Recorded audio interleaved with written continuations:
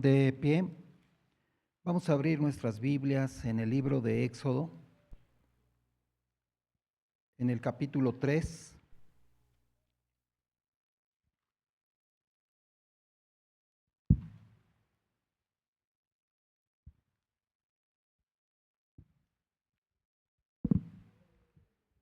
Leamos la inerrante y suficiente palabra de Dios y hoy reciban un muy buenos días, hermanos, en el Señor y amigos que nos visitan. Procedamos a hacer la lectura. Éxodo capítulo 3 dice así: apacentando Moisés las ovejas de Yetro, su suegro, sacerdote de Madián, llevó las ovejas a través del desierto y llegó hasta Horeb, monte de Dios. Y se le apareció el ángel de Jehová en una llama de fuego en medio de una zarza. Y él miró y vio que la zarza ardía en fuego, y la zarza no se consumía. Entonces Moisés dijo: iré yo ahora y veré esta grande visión. ¿Por qué causa la zarza no se quema? Viendo Jehová que él iba a ver, lo llamó Dios de en medio de la zarza y dijo: Moisés, Moisés. Y él respondió: heme aquí. Y dijo: no te acerques, quita tu calzado de tus pies, porque el lugar en que tú estás, tierra santa es. Y dijo: yo soy el Dios de tu padre, Dios de Abraham, Dios de Isaac y Dios de Jacob. Entonces Moisés cubrió su rostro porque tuvo miedo de mirar a Dios. Dijo luego Jehová: bien he visto la aflicción de mi pueblo que está en Egipto, y he oído su clamor a causa de sus exactores, pues he conocido sus angustias. Y he descendido para librarlos de mano de los egipcios y sacarlos de aquella tierra a una tierra buena y ancha, a tierra que fluye leche y miel, a los lugares del cananeo, del eteo, del amorreo, del fereceo, del heveo y del jebuseo. El clamor, pues, de los hijos de Israel ha venido delante de mí, y también he visto la opresión con que los egipcios los oprimen. Ven, por tanto, ahora y te enviaré a Faraón, para que saques de Egipto a mi pueblo, los hijos de Israel. Entonces Moisés respondió a Dios: ¿quién soy yo para que vaya a Faraón y saque de Egipto a los hijos de Israel? Y él respondió: ve, porque yo estaré contigo, y esto te será por señal de que yo te he enviado. Cuando hayas sacado de Egipto al pueblo, serviréis a Dios sobre este monte. Dijo Moisés a Dios: he aquí que llego yo a los hijos de Israel y les digo: el Dios de vuestros padres me ha enviado a vosotros. Si ellos me preguntaren: ¿cuál es su nombre?, ¿qué les responderé? Y respondió Dios a Moisés: yo soy el que soy. Y dijo: así dirás a los hijos de Israel: yo soy, me envió a vosotros. Además dijo Dios a Moisés: así dirás a los hijos de Israel: Jehová, el Dios de vuestros padres, el Dios de Abraham, Dios de Isaac y Dios de Jacob, me ha enviado a vosotros. Este es mi nombre para siempre, con él se me recordará por todos los siglos. Ve y reúne a los ancianos de Israel y diles: Jehová, el Dios de vuestros padres, el Dios de Abraham, de Isaac y de Jacob, me apareció diciendo: en verdad os he visitado y he visto lo que se os hace en Egipto.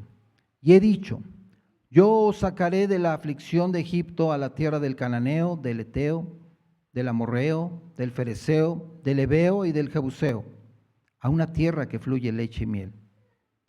Y oirán tu voz, e irás tú y los ancianos de Israel al rey de Egipto. Y le diréis: Jehová, el Dios de los hebreos, nos ha encontrado. Por tanto, nosotros iremos ahora camino de 3 días por el desierto, para que ofrezcamos sacrificios a Jehová nuestro Dios. Mas yo sé que el rey de Egipto no os dejará ir sino por mano fuerte. Pero yo extenderé mi mano y heriré a Egipto con todas mis maravillas que haré en él, y entonces os dejará ir. Y yo daré a este pueblo gracia en los ojos de los egipcios, para que cuando salgáis no vayáis con las manos vacías, sino que pedirá cada mujer a su vecina y a su huéspeda alhajas de plata, alhajas de oro y vestidos, los cuales pondréis sobre vuestros hijos y vuestras hijas, y despojaréis a Egipto. Esta es la palabra del Señor, hermanos. Tomen asiento, por favor.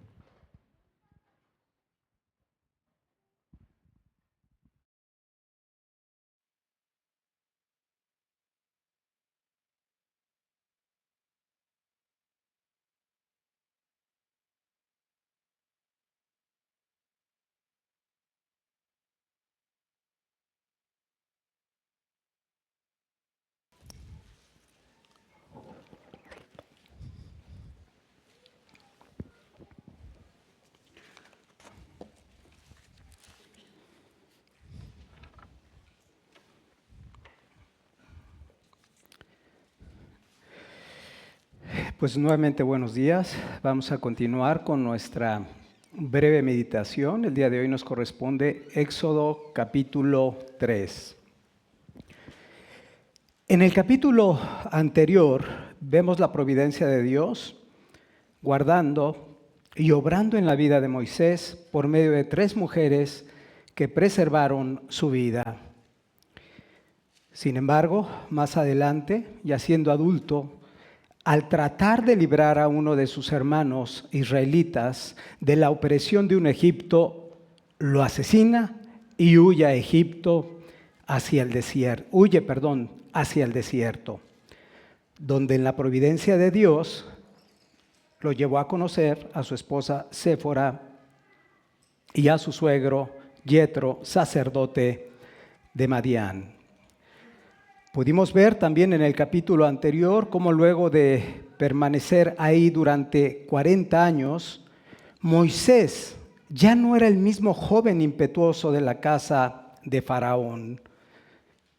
Dios había tratado con su carácter. Y esto lo vemos por lo siguiente.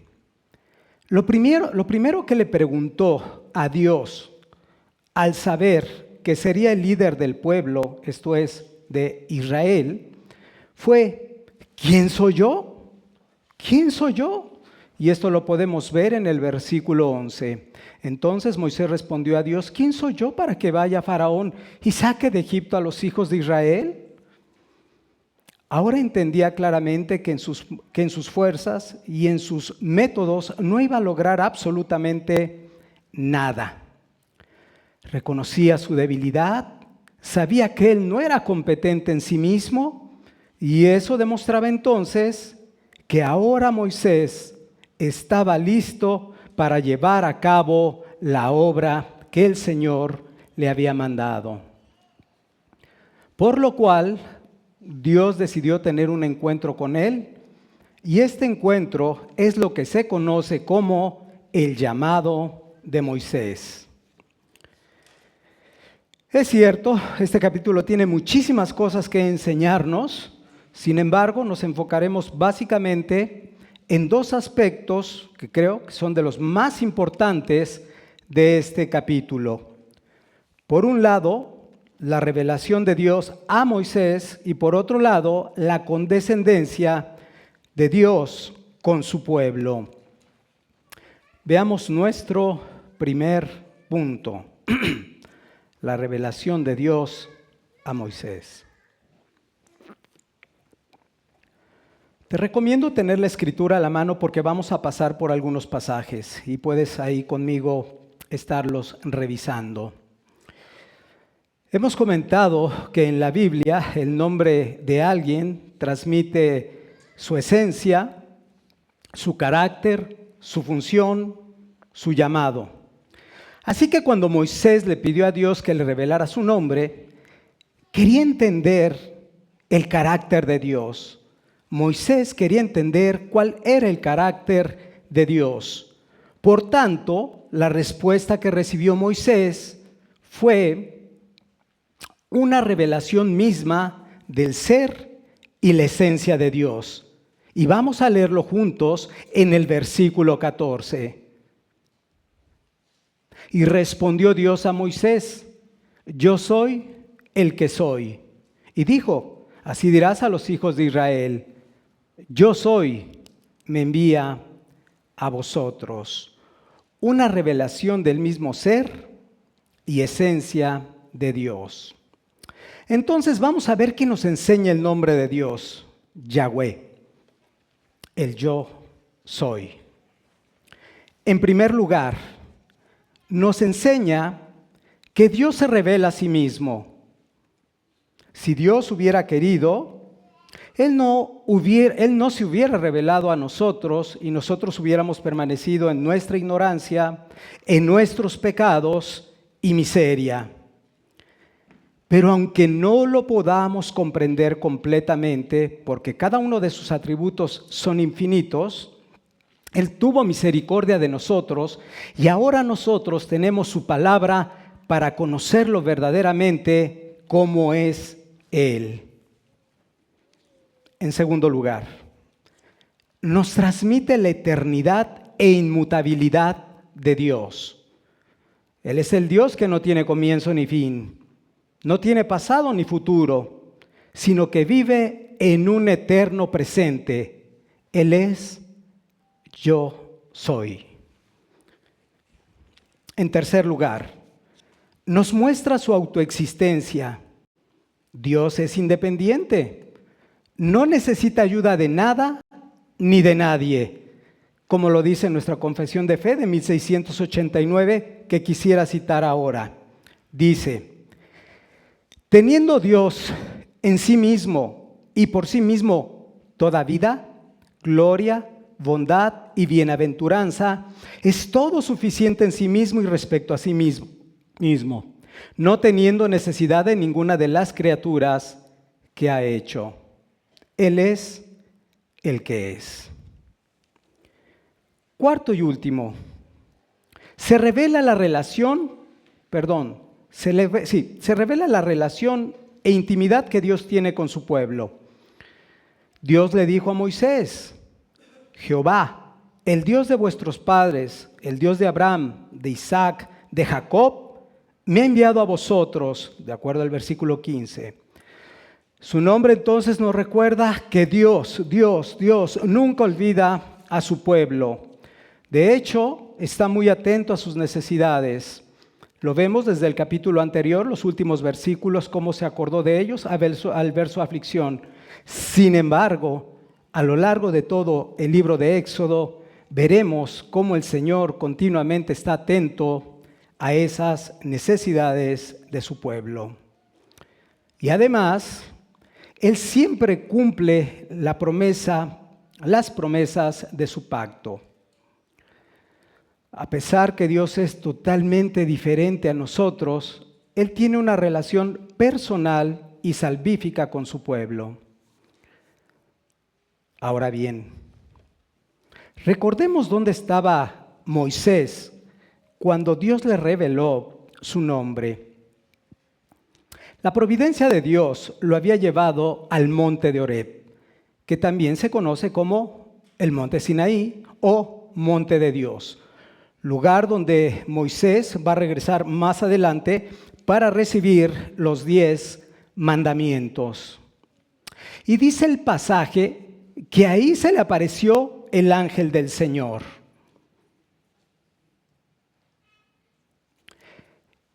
Esto era una teofanía, y vamos a definir esta palabra para que podamos seguir familiarizándonos conforme la podamos ver a lo largo del Antiguo Testamento.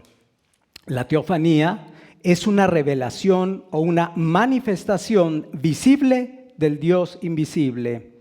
Una teofanía es una manifestación visible del Dios invisible.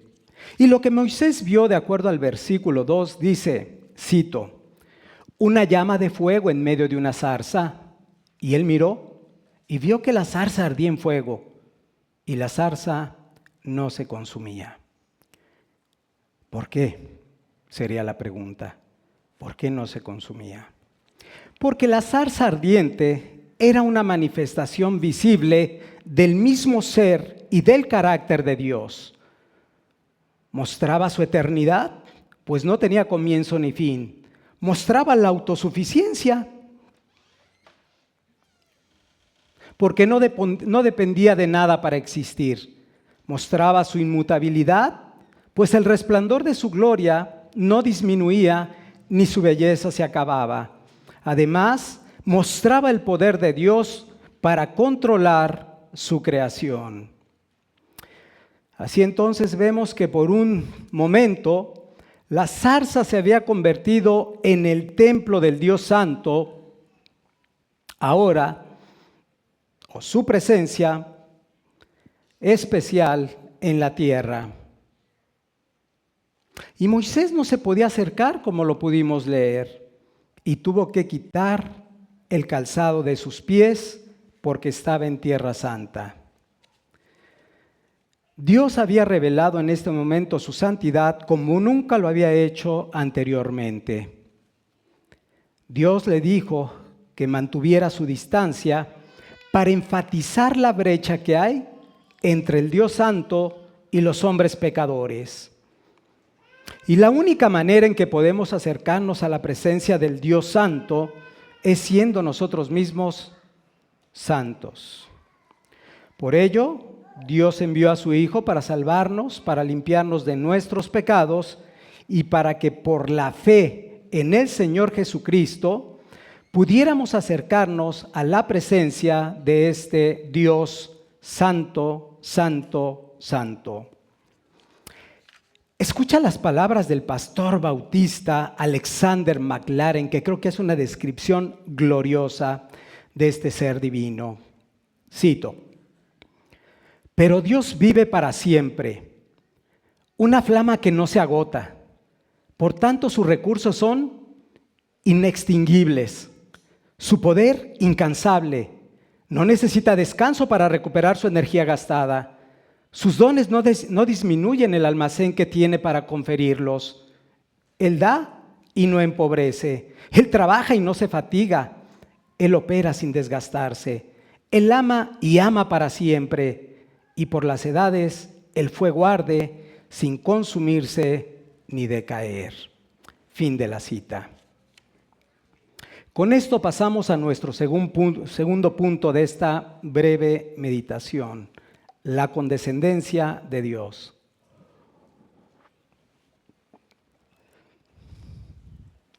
En este capítulo vemos también la condescendencia de Dios, de acuerdo al versículo 8, que comienza diciendo: y he descendido para librarlos, y he descendido para librarlos.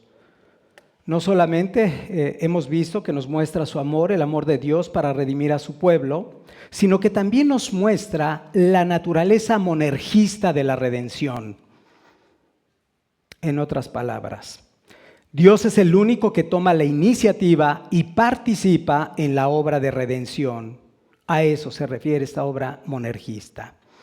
Eso fue exactamente lo que sucedió con el pueblo de Israel cuando fue librado de los egipcios. Pero por supuesto que la mayor obra de condescendencia de Dios es la encarnación del eterno Hijo de Dios, Jesucristo. Dios mismo se hizo hombre para redimir a su pueblo de la esclavitud del pecado y la muerte. Y en Juan, capítulo 8, versículo 58, si gustas acompañarme, Juan 8, versículo 58, encontramos una declaración del Señor Jesús asombrosa, verdaderamente maravillosa, de acuerdo a lo que hemos estado estudiando en esta breve meditación. En Juan, capítulo 8, versículo 58, dice: Jesús les dijo: de cierto os digo, antes que Abraham fuese, yo soy. Yo soy. Y lo que estaba diciendo es que Él es el Todopoderoso y el Dios Santo. Y este Dios Santo es el que nos ha librado de la ira de Dios para que ahora podamos morar eternamente en su presencia. Él es el Dios de Abraham, el Dios de Isaac y de Jacob. Él es el Dios que se reveló a Moisés, el que lo transformó y lo llamó para servirle. Y es ese mismo Dios que se reveló a nosotros en la faz del Señor Jesucristo, quien ahora nos libra de la ira de Dios para que nosotros nos podamos acercar a la presencia y le adoremos. Hoy en el día del Señor, en su iglesia, pero un día, cara a cara, delante de Él, en el Canaán celestial, estaremos en la presencia del gran yo soy. Y amado amigo que estás aquí, es mi deseo que este capítulo que hemos leído y esta breve meditación que hemos expuesto de Éxodo capítulo 3 te lleve a reflexionar de tu necesidad de conocer a Dios, más allá de un mero conocimiento intelectual, un conocimiento experiencial como lo hemos visto ahora. Y eso me lleva a recordar la conversión del apóstol Pablo en su camino a Emaús. Se le aparece el Señor Jesús, lo confronta. Finalmente le dice el Señor, ¿por qué me persigues? Él le dice, ¿quién eres, Señor? Y la respuesta es, yo soy. Yo soy Jesús a quien tú persigues. Una revelación preciosa para el apóstol Pablo. Tenemos otra revelación gloriosa también en las Escrituras, en lo que conocemos como la confesión de Pedro. En el contexto de la pregunta que le hace el Señor Jesús cuando le dice, ¿quién dicen los hombres que es el Hijo del Hombre? Nos vamos directo a la respuesta cuando Pedro le dice, tú eres el Cristo, el Hijo del Dios viviente. Jesús una vez más le dice, bienaventurado eres, Simón, hijo de Jonás, porque no te lo reveló carne ni sangre, sino mi Padre que está en los cielos. La revelación vino de Dios. Y hemos visto esas manifestaciones que hoy pudimos, los que pudieron estar en la confesión de fe de la gloria de Dios, que nuevamente se los recomendamos, los exhortamos a estar presentes, porque tiene mucho que ver con lo que ahorita vamos a ver y con lo que veremos en el Evangelio de Juan. Y aún puedo decir con lo que hemos visto la semana pasada en la predicación del Evangelio de Juan, capítulo 1, versículos 12 y 13, que nos compartió nuestro hermano Andrés, que dice, y cito, mas a todos los que le recibieron, a los que creen en su nombre, les dio potestad de ser hijos de Dios, los cuales no son engendrados de sangre, ni de voluntad de carne, ni de voluntad de varón, sino de Dios. Engendrados de Dios. Finalmente, para ustedes mismos, ¿podría alguien preguntarse entonces si es revelación? ¿Debo hacer algo? Respuesta, no. Solo clama a Dios por el perdón de tus pecados y pon tu confianza en la perfecta obra del Señor Jesucristo. Pon tu confianza en la única obra que se acepta delante de Dios, el sacrificio sustitutivo de Cristo, y serás salvo. Amén. Amén. Puestos en pie, por favor, sigamos adorando a nuestro santo Dios.